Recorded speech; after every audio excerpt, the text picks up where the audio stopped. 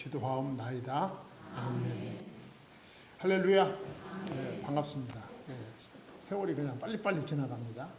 벌써 이제 10월이 벌써 중순이 되었습니다. 머지않아 또 연말이다 할 또 그런 시간이 올 것 같습니다. 오늘은 특별히 이제 7여전도회가 이렇게 헌신 예배를 준비하고 또 하나님 앞에 드리게 된 거 감사하고 또 축하드립니다. 어려운 시간인데 이렇게 7여전도회 회원들이 많이 나와서 또 찬양도 준비하고 이렇게 찬양으로 하나님께 영광을 돌리는 거 하나님이 기뻐 받으실 줄 믿습니다.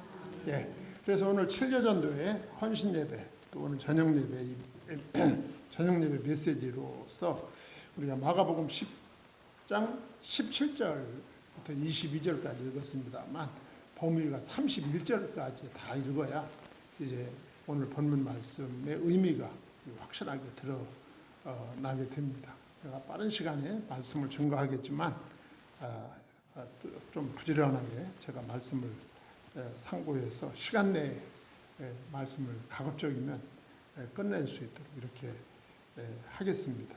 오늘 본문에는 그 영적 고민을 가진 한 청년이 그 예수님 앞에 나왔습니다. 이 청년은 오늘 본문에 굉장히 자세하게 설명하고 있습니다. 20절에서 22절까지 보면 이 청년은 아주 젊다. 여러분 늙어보니까 젊은 게 그렇게 좋은 거더라고요. 보니까. 그렇죠? 아무 감동이 없는 것 같은데 이게 늙어보지 않고는 젊음이 얼마나 좋은지 잘 모릅니다. 젊어요. 이 청년. 젊으니까 청년이지. 그래서 그 젊음을 가지고 있다.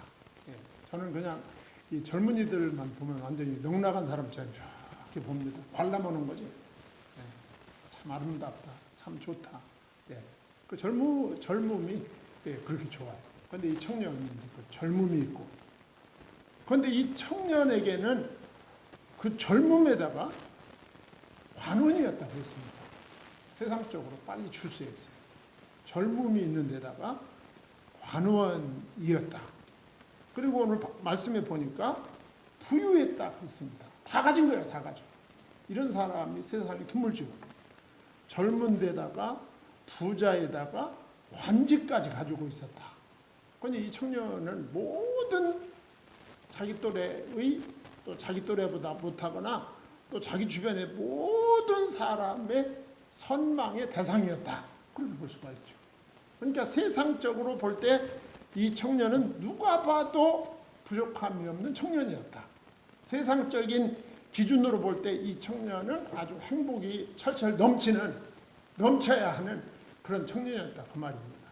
그러니까 오늘날도 많은 그 세상에 청년들이 꿈꾸는 것이 이런 거 아니겠습니까?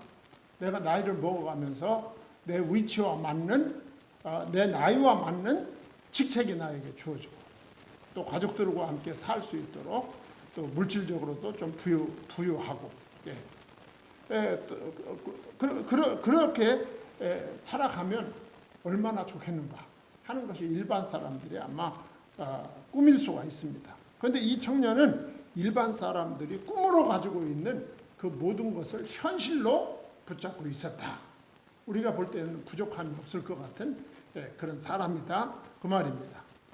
거기다가 이 청년은 우리가 이 청년을 놓고 볼 때 객관적으로 놓고 볼 때 이 청년은 상당히 양심적인 그 젊은이였다. 그걸 볼 수가 있어요.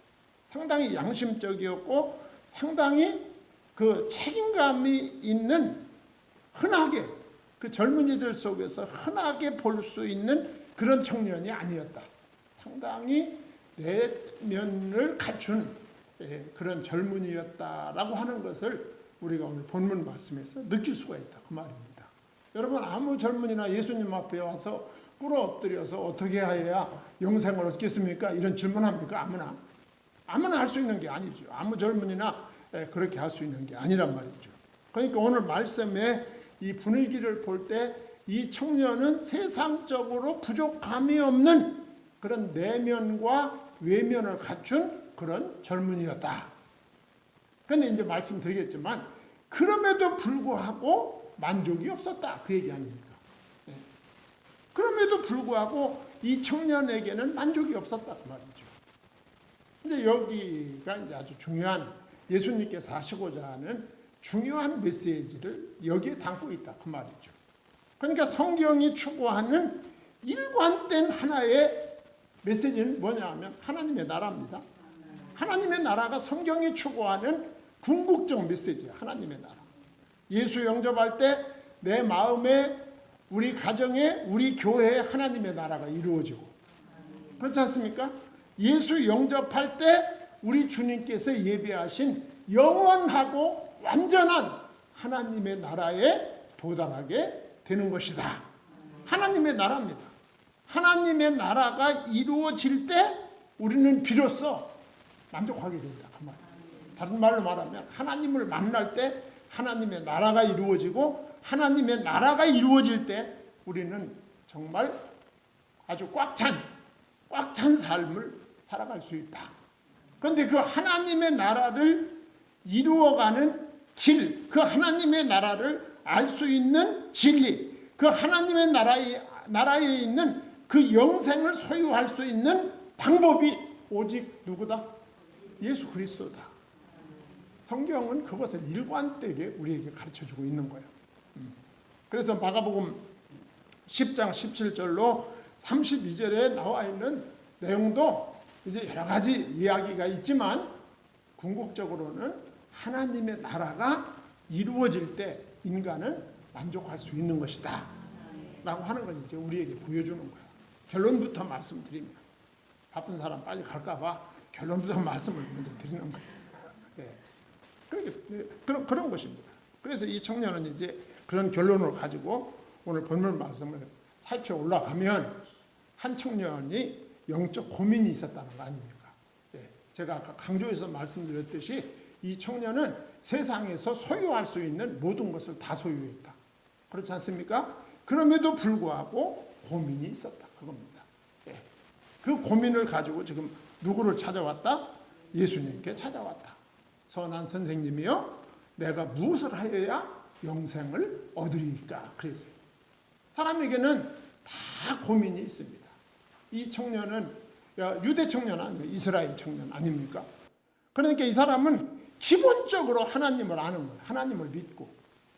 기본적으로 유태교인이잖아. 그러니까 기본적으로 하나님의 존재를 불신앙하는 것이 아니에요. 기본적으로 하나님의 존재를 믿는 것입니다. 그런데 아까 말씀드렸듯이 마음의 공허가 있는 거예요. 내가 종교적으로도 모든 것을 다 하고 세상적으로도 모든 것을 다 소유하고 있는데 내 마음속에 있는 고민이 해결되지 않는다 그 말이죠. 채워지지 않는 공허함이 있다. 그걸 보여주는 거죠. 선한 선생님이요, 내가 무엇을 하여야 영생을 얻으리까? 예수님 앞에 와가지고 꿇어 엎드려서 이 질문을 예수님께 한 거예요. 그래서 이 질문의 뉘앙스는 이제 우리가 읽어가겠지만, 이 질문의 뉘앙스는 예수님의 인정과 예수님의 칭찬과 예수님으로부터 영생에 대한 확인을 받고 싶었던 것입니다. 왜냐하면 자기는 세상적으로 완벽하다 그 말이잖아. 세상적으로도 완벽하고, 자기는 유태교 신자로서도 자기 나름대로는 최선을 다했다고 생각하는 그런 젊은이였습니다. 그래, 그렇게 이렇게 무엇을 하여야 영생을 얻으리까? 여기부터 벌써 잘못된 거죠. 이 청년의 신앙이. 무엇을 하여야 영생을 얻으리까? 이게 벌써 잘못된 질문인 거죠. 그러니까 내가 무엇을 함으로 영생을 얻을 수 있다고 생각하는 거예요. 여러분, 우리가 영생을 얻는 것이 내가 무엇을 함으로 영생이 얻어지는 것이 아니라 주 예수 그리스도를 믿음으로 얻어지는 것입니다. 그런데 이 청년은 내가 무엇을 하여야 영생을 얻으리까? 듣기에 따라서는 나는 영생을 얻는데 내가 종교적으로 모든 조건을 내가 다 갖추었습니다. 라는 이러한 뉘앙스를 가지고 있다 그 말이죠. 그때 예수님께서 말씀하십니다. 18절 말씀을 보면 여러분들이 이제 성경에 있다가 이런 말씀이 나오면 좀 의아한 말씀이죠. 예수께서 이르시되 내가 어찌하여 나를 선하다 일컫느냐? 하나님 한 분 외에는 선한 이가 없느니라. 어떻게 할까요? 이 말씀. 그럼 예수님이 악합니까? 성경에 이런 말씀이 나올 때 여러분들이 약간 헷갈리는 거예요. 누구한테 물어보지 않니 믿음 없다고 할까봐 물어보지도 못하고. 예. 혼자 끙끙 앓는 거죠. 끙끙 앓을 거 없어요. 이게 성경은 우리하고 문화가 다른 데서 기록된 데다가 번역한 문장이란 말이죠. 그래서 우리에게 상당히 어렵게 다가올 수가 있는 것입니다. 그래서 이 말씀은 예수님 자신의 선하심을 예수님이 부정하는 것이 아니에요. 그 말이 아니라 인간은 누구든지 선하지 않다 그 말입니다. 하나님의 아들로서의 예수 그리스도가 선하지 않다 그 말이 아니에요. 예수님의 강조점 인간은 선한 인간이 없다 그 말이죠. 예. 하나님만이 절대 선임을 예수님께서 강조하고 있는 거예요. 절대 선은 하나님에게만 있다. 절대 선은 하나님에게만 있다. 예. 아까도 말씀드렸듯이 이 청년의 구원관이 잘못됐다.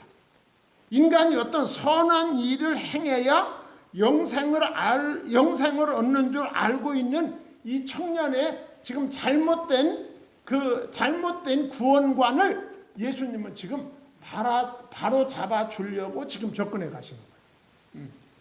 접근해 가시는 거예요. 바로 잡아 주려고. 예.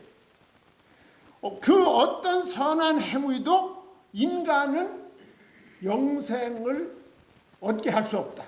그 인간의 그 어떤 행위도 인간으로 하여금 영생을 얻게 할 수 없다. 왜?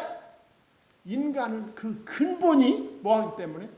악하기 때문에 그런 거예요. 오죽했으면 사도 바울이 로마서 3장 10절에서 이 세상에 의인은 없나니 한 사람도 없다고 그랬어요. 세상은 다 악합니다. 여러분 세상에서 사람이 선해 보이지만 그 동기를 파고 들어가면 선한 거 하나도 없어요. 이 얘기를 또 예화를 들어가면 하면 굉장히 길어져요. 사람들이 살아가는데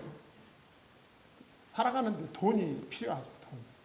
그러니까 돈이 필요하고 돈은 모든 사람에게 있어서 가장 가까이에 있는 게 돈인 거야. 그러니까 이 돈에 민감한 거야. 그러니까 사람들은 돈 욕심만 욕심인 줄 알아. 돈 욕심만 욕심인 줄 알아. 그런데 제가 세상을 살아보니까 사람은요, 돈을 추구하는 사람이 있고, 명예를 추구하는 사람이 있고, 권세를 추구하는 사람이 있어요. 예. 사람마다 그 추구하는 욕심이 다 다른 거야. 예.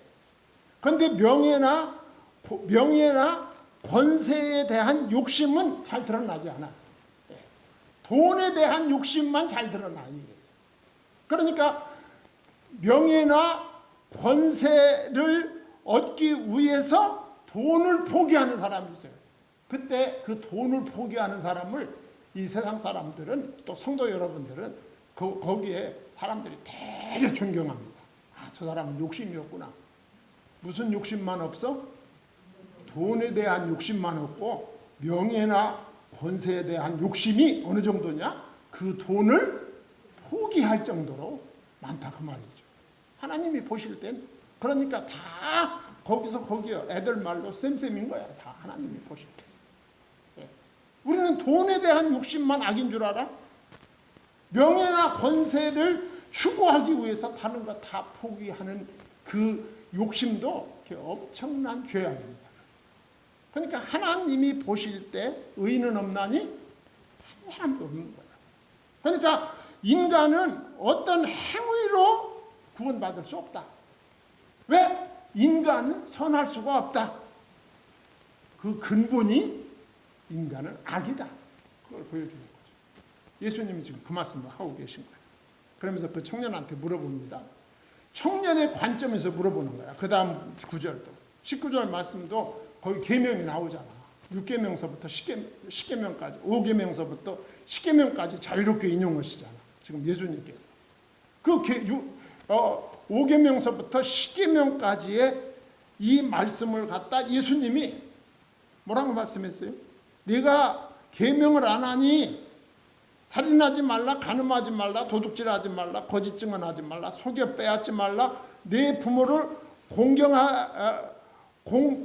공경하라 하였느니라. 이 계명을 다 지켰냐? 이렇게 물어봤어요.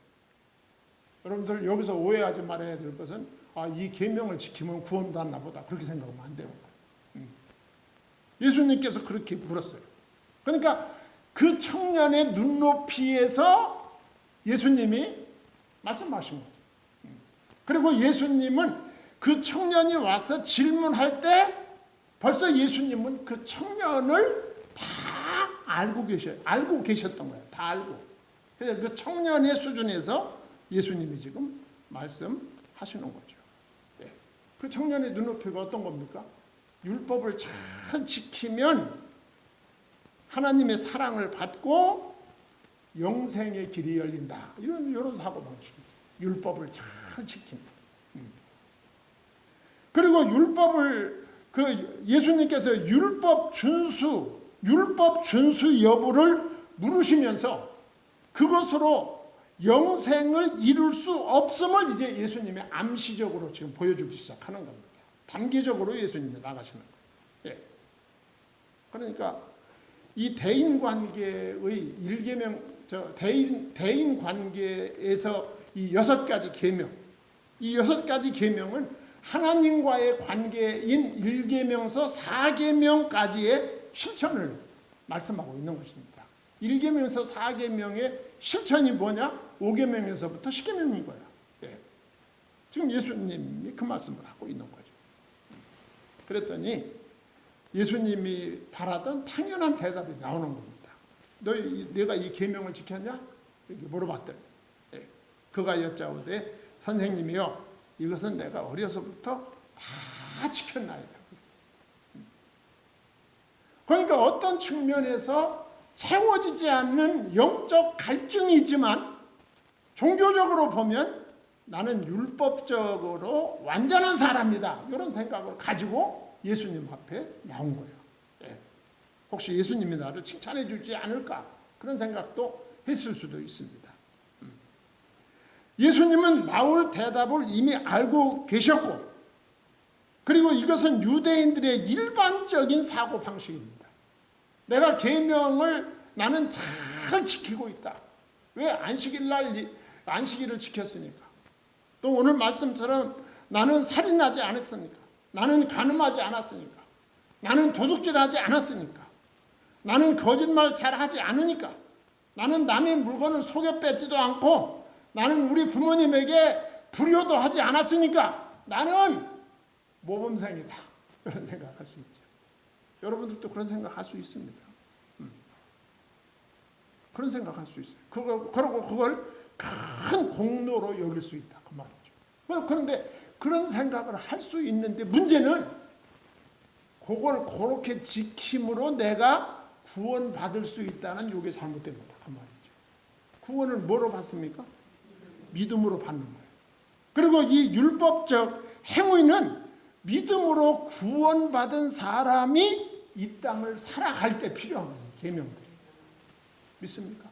구원은 예수 그리스도를 믿음으로 받습니다.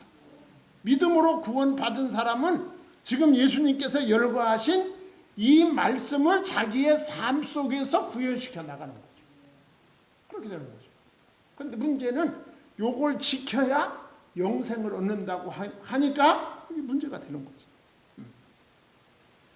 율법을 다, 그러니까 여러분 율법을 완전하게 지켰으면 어떻게 될까요? 율법을 사람이 완전하게 지킬 수 있다면 어떻게 될까요? 예수님이 오실 필요가 있을까 없을까? 없지. 율법을 내가 완전하게 지키면 나는 죄인입니까 아닙니까? 죄인이 아니죠. 내가 죄인이 아니면 예수님이 오실 필요가 없는 거죠. 그런데 모든 인간은 율법을 완전하게 지킬 수 있다 없다? 지킬 수 없다. 그래서 율법적으로 볼 때 모든 인간은 죄인일 수밖에 없다. 그래서 누가 필요하다? 예수 그리스도가 필요하다. 율법으로는 구원이 불가능하기 때문에. 그러니까 이 청년이 율법으로 완전하게 지켰다면 예수님이 필요 없는 거죠. 의인이니까. 율법 완전하게 지키면 의인이니까. 그렇지만 율법을 다 지킬 수 있는 사람은 이 세상에 한 사람도 없습니다. 그래서 로마서 3장 20절에 그러므로 율법의 행위로 그의 앞에 의롭다 하심을 얻을 육체가 없나니 율법으로는 죄를 깨달음이니라 그랬어요. 하나님이 우리에게 율법을 주신 이유는 죄를 깨닫게 하려고 주신 거예요. 죄를 깨달으면 어떻게 될까요? 아, 내가 죄로 말미암아 죽을 수밖에 없구나. 그럼 내가 죽을 수밖에 없는데 내가 살려면 어떻게 해야 되나? 누구를 만나야 되나? 예수님을 만나야 되겠구나. 그래서 율법을 갖다가 개역성경에는 몽학선생이라고 한 거예요. 몽학선생. 율법하에 있는 인간을 예수 그리스도께 소개시켜주고 연결시켜주는 그 선생님이 바로 몽학선생인 거예요. 그렇게 되는 거예요. 그런데 그래서 이제 예수님이 본론으로 들어갑니다. 두 번째로. 예수님은 그 청년을 사랑하셨어요. 예수님은 모든 사람을 다 사랑하십니다. 예수께서 그를 보시고 사랑하사 그랬습니다. 예. 예수님은 모든 사람을 사랑하시고 또 이 청년이 다른 데 가지 않고 지금 누구한테 왔어요? 예수님한테 온 것만으로도 사랑스럽죠. 예수님이 그를 사랑하셨는데 사랑하셔서 그에게 한마디 말씀을 하십니다. 이르시되 내게 아직도 한 가지 부족한 것이 있으니 가서 내게 있는 것을 다 팔아 가난한 자들에게 주라 그랬어요. 예수님은 다 알고 계시니까. 예수님은 성자 하나님이시잖아요. 예수님은 다 알고 계셔. 이르시되 내게 아직 한 가지 부족한 것이 있다. 너는 다 지켰다고 생각하지 마. 너는 다 지켰다고 생각하지만 한 가지 부족한 것이 있다. 뭐냐? 너는 내가 가지고 있는 재물이 너의 우상이다. 그 말이죠. 그래, 내가 율법을 다 지켰다고 치자. 내가 그거 인정할게. 자, 그럼에도 불구하고 아주 결정적인 한 가지 약점이 있어. 그것이 뭐냐? 내 재산이다. 너는 내 재산을 하나님으로 섬기고 있다. 네 재산을 하나님으로 섬기고 있다. 그 말입니다. 네 재산을 하나님으로 섬기고 있다. 율법 준수로 영생에 들어갈 수 없다. 영생의 필수 조건은 믿음입니다. 믿음이에요. 구제함으로 영생을 얻는다는 말이 아닙니다. 이 말은. 내가 이것을 팔아서 가난한 사람에게 줘라 그랬더니 또 구제를 열심히 하면 영생을 얻는구나. 그렇게 또 빠지면 안 돼. 이상하게 옆으로 빠진다고. 그렇게 빠지면 안 되는 거예요. 이 말씀은 구제함으로 어려운 사람을 내가 도와주면 내가 영생을 얻을 거야 그 말이 아니라 탐심을 버려라 그 말입니다. 탐심을 버려라. 이 탐심이 뭐라고 했어요? 골로새서 3장 20절에 탐심은 우상숭배니라 그랬어요. 우상숭배입니다.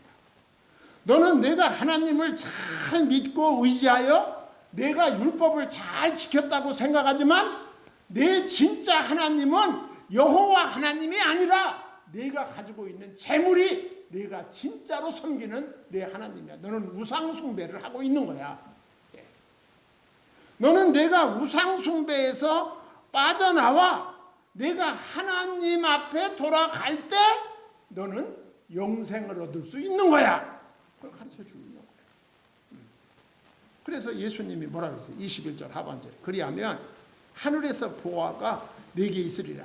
그리고 와서 나를 따르라 하시니 그랬어요. 그러니까 우상숭배에서 빠져나와 재물을 신으로 섬기는, 재물을 하나님으로 섬기는 그 우상숭배에서 빠져나와서 나를 따르라. 예수 그리스도를 따르라. 그렇게 말씀합니다. 영생은 우상을 버리고 예수께 돌아올 때 얻어지는 것이다 라고 하는 걸 가르쳐 주는 거예요. 우리가 이 땅을 살아가면서 내가 정말 하나님보다 더 사랑하는 것이 있다면 우상품, 그게 우상입니다. 나의 하나님은 그건 거야, 그거. 하나님보다 더 좋아하는 거. 영생은 인간의 노력이나 인간의 공로로 주어지는 것이 아님을 우리에게 보여주고 있는 것입니다. 예수님께서 이 말씀을 하시니까 22절로 31절에 보면 두 부류의 사람들이 근심이 생긴 겁니다. 첫째는 이 청년이 근심이 생겼어요. 또 다른 근심이 생겼네. 혹 때려왔다가 어떻게 됐어? 혹 붙인 거야. 예. 그 사람은 재물이 많은 거라고 그랬어요. 재물이 많은 거. 예. 그 재물이 많은 것이 이 사람에게 문제였다. 이 사람이 그게 우상이었던 거예요. 그래서 지금 내내 말씀드렸지만 이 재물이 하나님보다 우선이었던 거지. 사람들은 아무도 몰라. 이 사람 표면적으로 보면 계명 다 지켰어. 표면적으로 보면 절기 다 지켰어. 표면적으로 보면 완전히 모범생. 예. 그런데 이 사람 내면에 들어가 봤더니 이 사람의 하나님은 뭐였다? 재물이었다 그 말입니다. 그래서 어떻게 했어요? 이 말씀으로 인하여 슬픈 기색을 띠고 근심하여 가니라 그랬어요. 이 사람은 재물이 우상이 되는 것을 버릴 수가 없었던 거죠. 버릴 수가 없었던 거예요. 아닌데 그래도 재물이 중요한데 노후에는 돈이 최고야. 나 그런 말 너무 많이 들어요. 노후에는 돈이 최고야. 돈이 최고. 노후에는 건강이 최고야. 목사님들도 그래. 건강이 최고. 속으로 또 시험 들까 봐 겉으로 말 못하. 예수님이 최고지. 건강이 뭐가 최고냐? 예수님이 최고지. 무슨 건강이 최고. 나한테 뭐 문자 보낼 때도 목사님 건강하세요. 건강이 최고입니다. 지랄하고 있는 거야. 예수님이 최고지. 그게 믿는 사람이 뭐 그렇게 말하면 안 돼. 우리의 최고는 언제나 뭐가 돼야 돼? 예수 그리스도가. 이 사람은 그걸 놓을 수가 없었던 거죠. 돈이 최고야. 이걸 놓을 수가 없었던 거예요. 탐심에서 빠져나올 수가 없었다. 물질에 대한 탐심에서 빠져나올 수가 없었다. 예. 그런데 더 재밌는 것은 두 번째 근심이 제자들의 근심입니다. 여기 보면 재밌어요. 성경을 보면 너무 재밌어요. 진짜. 예. 23절로 31절에 보면 그 청년이 그래가지고 슬픈 기색을 띠고 돌아갔잖아요. 예. 여러분 세상을 포기하지 못하면 항상 슬퍼요. 항상 세상을 포기하지 못하면 우리들도 항상 슬픕니다. 돈이 최고야, 명예가 최고야, 건강이 최고야, 또 뭐 이 세상의 육신적인 아름다움이 최고야. 뭐 이 세상적인 것을 최고의 가치로 알고 살으면 항상 슬퍼요. 왜냐하면 나는 최고가 될 수 없어요. 이 세상에서. 이 청년이 그래서 슬프게 돌아간 거야. 돌아간 다음에 예수님의 시선이 어디로 옮겨졌어요? 제자들에게로 옮겨진 거예요. 네. 무슨 말씀을 하셨냐 하면 재밌게 말씀하셨어요. 예수께서 둘러보시고 제자들에게 이르시되 재물이 있는 자는 하나님의 나라 들어가기가 심히 어렵도다 말씀했어요. 네. 이 말씀에 제자들이 충격받은 거예요. 왜냐하면 제자들도 뭐가 좋아? 어떻게 알았어? 제자들도 재물이 좋은 거야. 네. 제자들이 이 말씀에 충격받았다니까. 제자들이 어떻게 해서 24절 하반절에 상반절에 제자들이 그 말씀에 깜짝 놀란 거야. 네. 이 돈 문제가요. 참 민감해요. 옛날이나 지금. 제자들이 깜짝 놀랐어요. 왜냐하면 이 제자들의 일반적인 사고방식이 어떤 것이었느냐 하면 이 돈 많은 부자들, 돈이 많은 사람들을 부러워하면서 그들이 하나님의 축복을 받았다고 생각합니다. 여러분들은 혹시 이런 생각 가지고 계시지 않습니까? 네. 돈 많은 사람은 축복을 많이 받은 사람, 건강한 사람은 축복을 많이 받은 사람, 네. 세상에서 명예를 얻고 권세를 얻은 사람은 축복을 많이 받은 사람, 그리고 그와 반대쪽에 있는 사람들은 축복을 못 받은 사람. 혹시 그런 이 부자 청년적인 사고방식을 여러분들이 가졌다고 하면 이 시간부로 내려놔야 됩니다. 하나님의 최고의 은혜는 여러분과 제 마음속에 예수 그리스도로 말미암아 무슨 나라? 하나님의 나라가 이루어지는 것입니다. 그게 최고의 축복이죠. 그 수준으로 우리의 믿음이 성장해야 되는 거예요. 이 세상 것은 아무것도 아닙니다. 여러분 베드로 전서에서 말씀했잖아요. 우리 주님 세상 끝날에 그 모든 것은 다 녹아 없어진다고 했어요. 하나님의 나라만이 영원하고 완전한 것입니다. 그래서 그 제자들이 놀라는 것은 제자들도 그 청년의 생각과 크게 다르지 않았다, 그 의미예요. 여러분 우리 그리스도인이나 믿지 않는 사람들이나 세상에 대한 눈에 보이는 것들에 대한 생각에 차이가 없다면 참 슬픈 그리스도인이죠. 율법에 얽매여 있는 슬픈 그리스도인이 되는 거예요. 그 예수님 뭐라고 말씀하셨느냐 하면 24절 하반절과 25절에서 보면 부자가 하나님 나라에 들어가기가 여러분 잘 아는 낙타가 바늘길로 나가는 것보다 더 어렵다. 여러분 낙타가 어떻게 바늘길로 나가요? 그러니까 이 부자가, 다시 말하면 우상숭배자가, 그 말이에요. 더 직접적으로 말하면 불신자가 구원받기는 낙타가 바늘길로 빠져나가는 것보다 더 어렵다. 불신자는 구원받을 가능성이 없다, 그 말입니다. 아주 간단한 말씀이죠.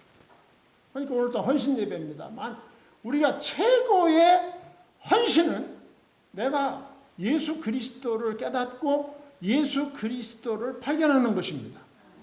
그리고 그 예수로 말미암아 나는 하나님 나라 백성이 될 수 있다는 이 확신과 이 믿음으로 우리는 세상에서 만족할 수 있어야 된다. 그걸 보여주는 거죠. 제자들이 그 다음 말은 뭐 설명할 필요도 없어요. 제자들의 근심이 그거예요. 그렇다면 누가 구원을 얻을 수 있는가? 이렇게 물어보잖아요. 반문하잖아요.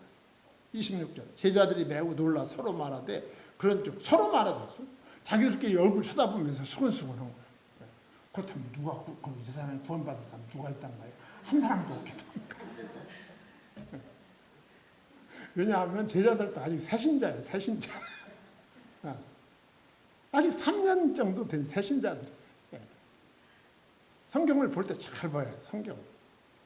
그러니까 예수님이 시시때때로 가르쳐 주시는 거예요.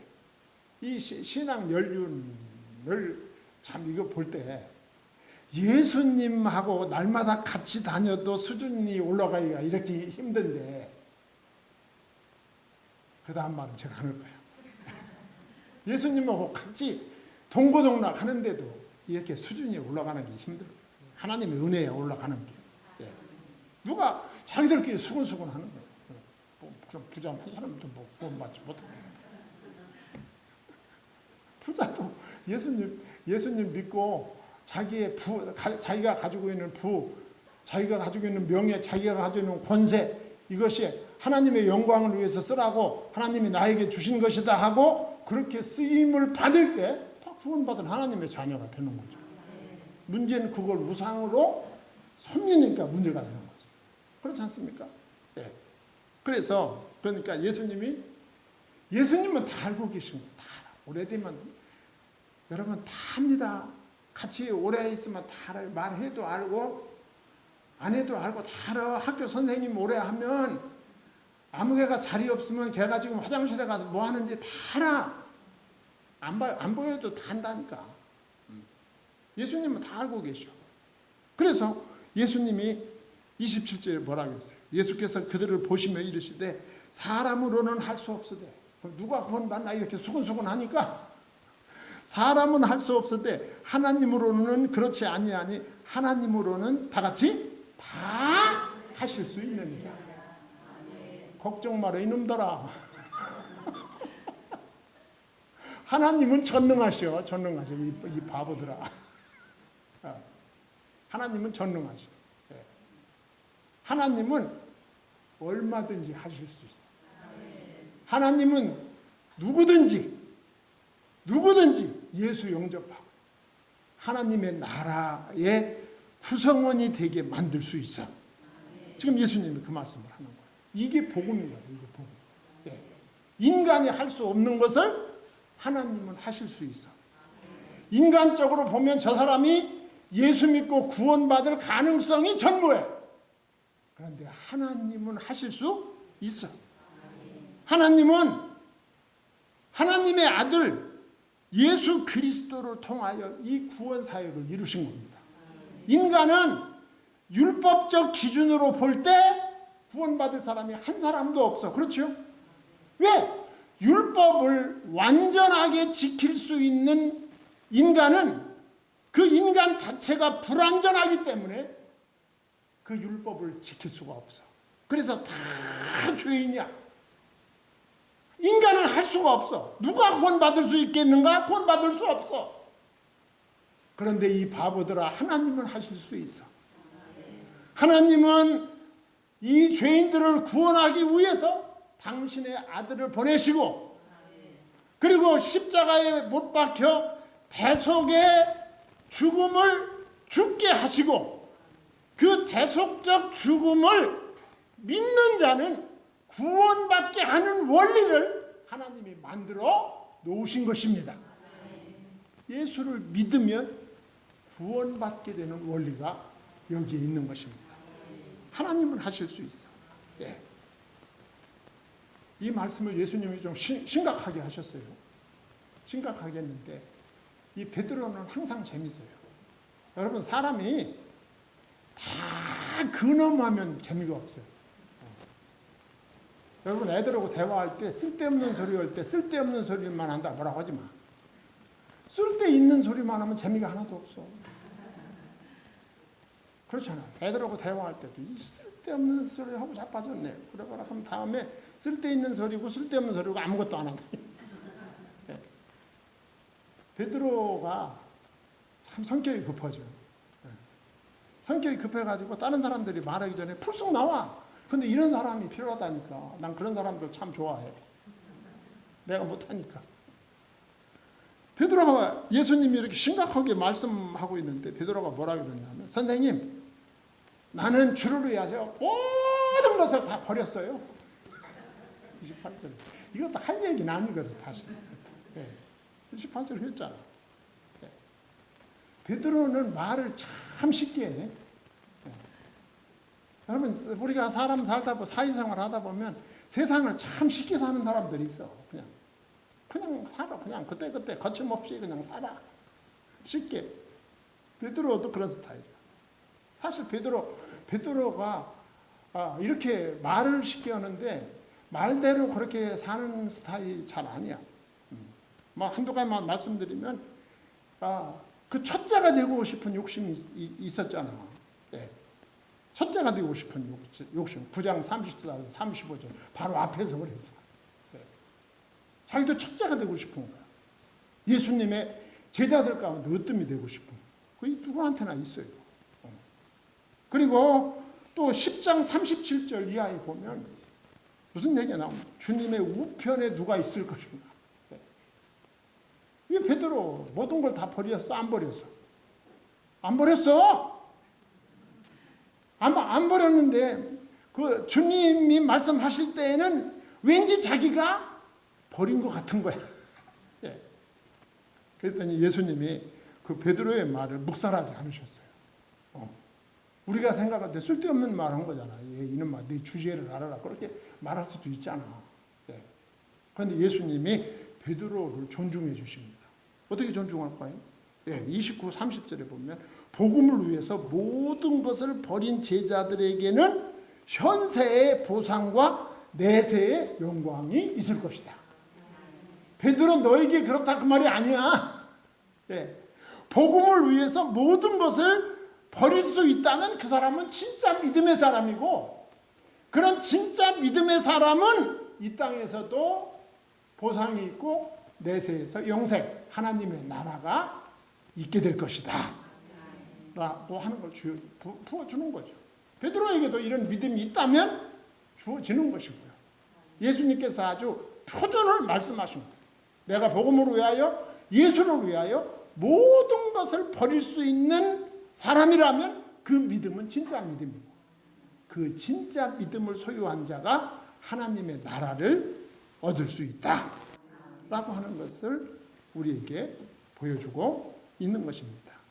그러면서 예수님이 마지막으로 하신 말씀이 있어요.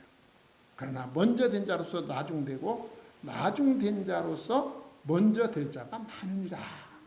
아주 의미심장한 말씀을 하셨어요. 예. 이것은 개인에게도 적용되는 말씀이고, 그리고 나라와 민족에 대해서 적용되는 말씀입니다.